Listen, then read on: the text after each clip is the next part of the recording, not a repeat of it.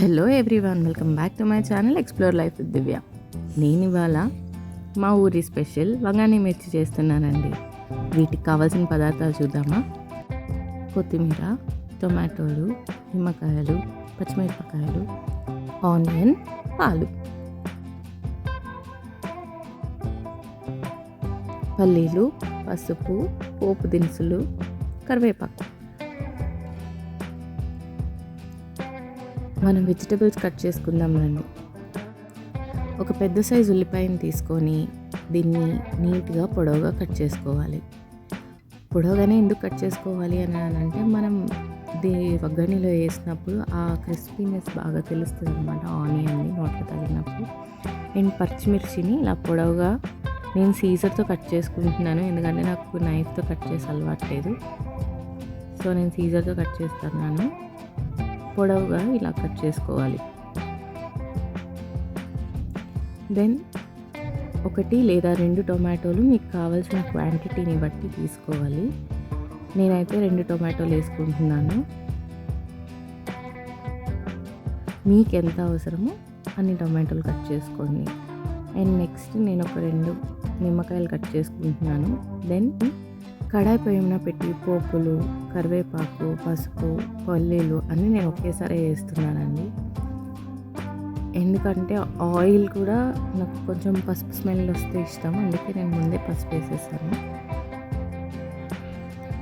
తర్వాత మనం చాప్ చేసుకున్న ఆనియన్ వేసుకోవాలి.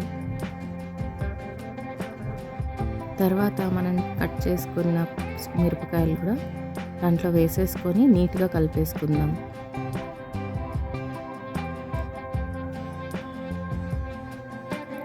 కలుపుకున్నాక దాన్ని నీట్గా మగ్గనివ్వడానికి అది మగ్గేదాకా మనం నీట్గా కలుపుకుందాం. తర్వాత కొంచెం ఉప్పు వేసుకుందాం. ఉప్పు వేస్తే ఏంటంటే మనకు కొంచెం తొందరగా ఉడుకుతాయండి, అందుకే మనం ఉప్పు వేసేసుకుందాం.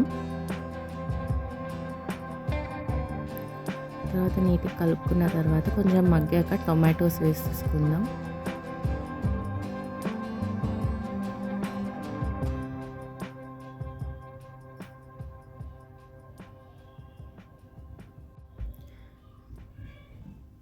తర్వాత నీట్గా కలుపుకుందాము.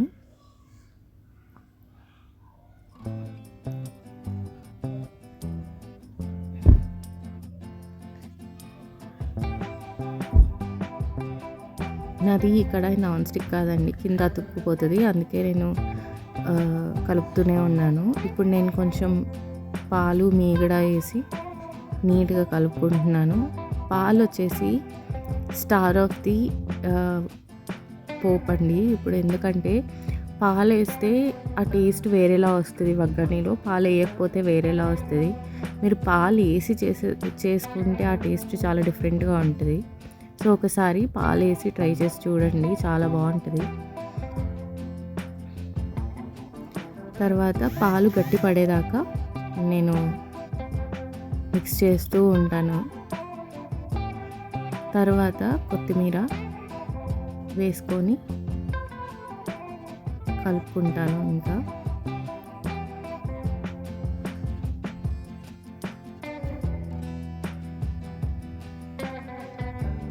ఒకసారి ప్రాసెస్ అయిపోయిన తర్వాత ఇంకా స్టవ్ ఆఫ్ చేసి పక్కన పెట్టేసుకుందాం. ఇప్పుడు నేను నీళ్ళలో నానబెట్టిన వగ్గాని బొరుగుల్ని నీళ్ళలో నానబెట్టి నీట్గా తీసి పెట్టుకున్నానండి.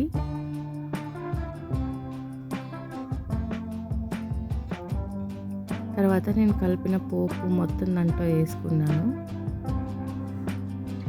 నేను నీళ్ళలో నానబెట్టిన వగ్గాని మొత్తం స్క్వీజ్ చేసి నీట్గా డ్రై అయ్యేదాకా నేను పోపులో వేసుకొని నీట్గా కలిపేసుకుంటున్నాను.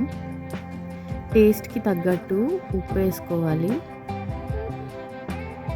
ఉప్పు సరిపోలేదండి, అందుకని నేను మళ్ళీ కొంచెం ఉప్పు వేస్తున్నాను.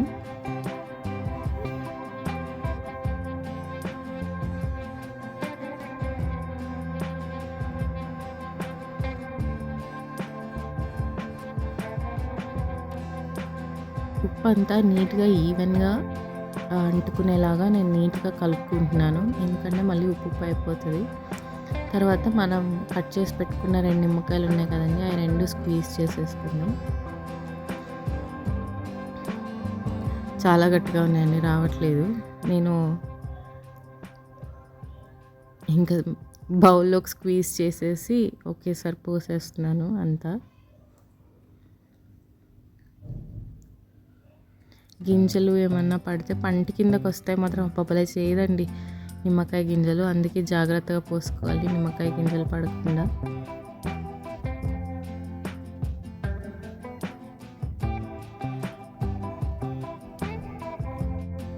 యాక్చువల్లీ ఇది స్టార్ ఆఫ్ ద షో అండి, పుటానీ పొడి. పుటానీ పొడి మనం ఎంత ఈవెన్చువల్గా వేసుకుంటే అంత బాగుంటుంది. మనకి పొడి పొడిగా కావాలనుకుంటే కొంచెం ఎక్కువ వేసుకోవచ్చు, లేదు మాకు కొంచెం మెత్తగా కావాలి అలా అని అనుకుంటే కొంచెం తక్కువ వేసుకోండి. మాకు పొడి పొడిగానే ఇష్టం, నేను అందుకే కొంచెం ఎక్కువ వేస్తున్నాను.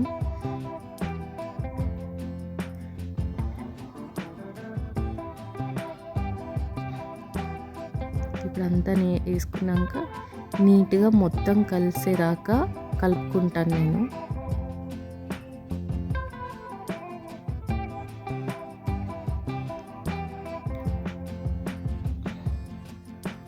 ఒగ్గాని కొంతమందికి పొడిగా నచ్చుతుంది అండి, కొంతమందికి సాఫ్ట్గా నచ్చుతుంది. నార్మల్గా మా ఇంట్లో అయితే మేము కొంచెం పొడి పొడిగానే తింటాము, ఎందుకంటే నాకు పొడి పొడిగా ఉంటేనే నచ్చుతుంది. మనకు ఉగ్గాని రెడీ అయిపోయింది. ఉగ్గానితో పాటు మా ఊర్లో బజ్జీ కూడా స్పెషల్. సో నేను బజ్జీల పిండి కూడా కలిపేసుకుంటున్నాను. ముందు బజ్జీల పిండి వేసి తర్వాత కొంచెం జీలకర్ర, ఉప్పు, వాటర్ వేసి కొంచెం సోడా పొడి వేసి నేను బాగా మిక్స్ చేసుకుంటున్నాను కన్సిస్టెన్సీ వచ్చేదాకా. సోడా పొడి అంటే సోడా ఉప్పు అండి, కన్ఫ్యూజ్ అవ్వద్దు, ఎందుకంటే మా అత్తయ్య వాళ్ళ సైడ్ సోడా పొడి అంటారు, అందుకే అట్లా అన్నాను. తర్వాత కడాయిలో ఆయిల్ పెట్టుకొని బజ్జీలు వేసేసుకుందాం. ఆయిల్ హీట్ అయిన తర్వాత చూసారా ఎంత బాగా వస్తున్నాయో. అండ్ ఈ బజ్జీలు టేస్ట్ కూడా అట్లే ఉంటాయండి, ఎందుకంటే మా అత్తయ్య పిండి గద్వాల్లో తెస్తుంది, అక్కడ పిండి పట్టిస్తారంట, చాలా బాగుంటుంది. టేస్ట్ వైజ్ అయితే అమేజింగ్గా ఉంటుంది. సో యమ్మీ బజ్జీలు రెడీ అవుతున్నాయి మా ఇంట్లో, వెరైటీస్ ఆఫ్ బజ్జీలు చూస్తూ ఉండండి. ఇంకా ఒక సైడ్ డార్క్ అయిన తర్వాత ఇంకొక సైడ్ తిప్పేసుకొని మళ్ళీ వేపుకుందాము, పిండి లోపల నీట్గా అంతా ఉడికేదాకా.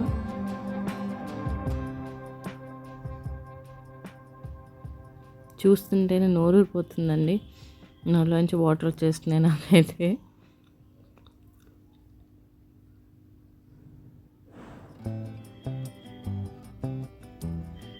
తర్వాత నేను మా ఆయనకి చాలా ఇష్టం అండి టొమాటో బజ్జీ. యాక్చువల్లీ మా ఇంటి పక్కన వాళ్ళు వేస్తుండ్రి ఇంతకుముందు, చాలా బాగుంటుంది, అందుకని నేను ఒకసారి ట్రై చేద్దామని వేసాను. అప్పటి నుంచి మా ఆయన ఎప్పుడు అడిగినా టొమాటో బజ్జీనే కావాలని అడుగుతాడు, అందుకని నేను ఇవాళ టొమాటో బజ్జీ చేస్తున్నాను. టొమాటోని రౌండ్ స్లైసెస్ లాగా కట్ చేసుకొని బజ్జీ వేసుకోవాలండి, చాలా బాగుంటుంది, ఒకసారి ట్రై చేసి చూడండి. ఇంక ఇవి వేగిపోయాయండి, మనం బయటికి తీసేసుకుందాం బజ్జీని. తర్వాత ఇది ఆనియన్ బజ్జీ అండి, నేను ఆనియన్ బజ్జీని ఫుల్ ఆనియన్ లాగా వేయకుండా లేయర్స్ లాగా వేస్తున్నాను, ఎందుకంటే పిల్లలకి ఇవి చిప్స్ లాగా తినడానికి బాగా అనిపిస్తాయి. మా అంశుగాడు అయితే చాలా బాగా తింటాడు వీటిని, వాడికి చాలా ఇష్టం నేను ఇలాగ ఆనియన్ బజ్జీ వేస్తే, అందుకని నేను ఆనియన్ బజ్జీ ఇలా వేస్తున్నాను. వాడైతే స్ప్రింగ్ ఆనియన్ చిప్స్ వస్తాయి కదండి, అలాగా అంత బాగా తింటాడు. సో మన బగ్గాని బజ్జీలు రెడీ అయిపోయినాయండి. బగ్గాని 3 వెరైటీస్ ఆఫ్ బజ్జీ. సో మా వాళ్ళకి పెట్టేద్దాం, చూద్దాం. యాక్చువల్లీ మా హస్బెండ్ వాళ్ళ కజిన్స్ వచ్చారండి ఇవాళ, అందుకే మా ఊరి స్పెషల్ బగ్గాని బజ్జీ చేసి పెట్టాను. మా మరిదిగాడైతే 24 గంటలు టీవీలోనో ఫోన్లోనో ఉంటాడు. అండ్ ఈ బ్లాగ్ని నేను వేడి చాయ్ తోటి ఎండ్ చేస్తున్నానండి. బగ్గాని మిర్చి అయిపోయిన తర్వాత ఒక్క గ్లాస్ చాయ్ పడితే అబ్బా ఊరి వైపు వచ్చేస్తుందండి, అందుకని నేను చాయ్ తోటి వీడియోని ఎండ్ చేస్తున్నాను. మీకు ఈ వీడియో నచ్చిందని అనుకుంటున్నాను. Please do like, share and subscribe to my channel explore life with Divya. Thank you for watching.